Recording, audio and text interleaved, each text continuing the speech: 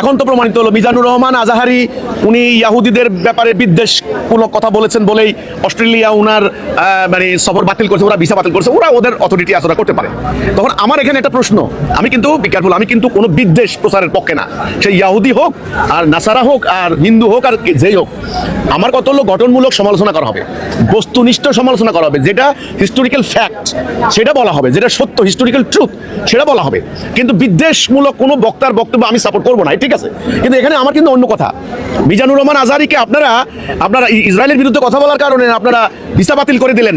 তাহলে আপনারা যে বাংলাদেশে বসে বসে আমার রাসূলের বিরুদ্ধে, কোরআনের বিরুদ্ধে, নবী করিম সাল্লাল্লাহু আলাইহি ওয়াসাল্লামের বিরুদ্ধে, উনার মানে স্ত্রীগণের বিরুদ্ধে, মানে আমাদের আম্মা উম্মুল মুমিনিন আমরা বলি তাদেরকে মা, উম্মুল মুমিনিন আমাদের নবীর স্ত্রীদের বিরুদ্ধে আপনারা এই যে বিষোদাগার করেন, আপনাদের প্রতিদিন ভিসা বাতিল করা উচিত, তাই না?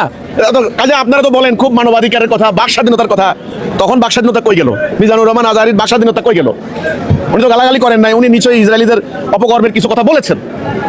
তো কাজেই আমার কথা হলো, ওরা আসলে শুনেন নিজের সুলওয়ানা বাক স্বাধীনতার কথা বলে, শুনেন মানবাধিকার কথা বলে, ওকে গণতন্ত্রের কথা বলেন, এই ওদের সুলওয়ানা। আপনারা যখন ধর্মের বিরুদ্ধে কথা বলবে তখন বলে, আমরা যখন প্রতিবাদ করি আমরা, এই তোমরা কোরআনের বিরুদ্ধে কথা বলো কেন, তখন বলে আমার বাক স্বাধীনতা। তো তোমার বিরুদ্ধে কথা বললে তো তুমি আর বাক স্বাধীনতার সংজ্ঞা থাকো না।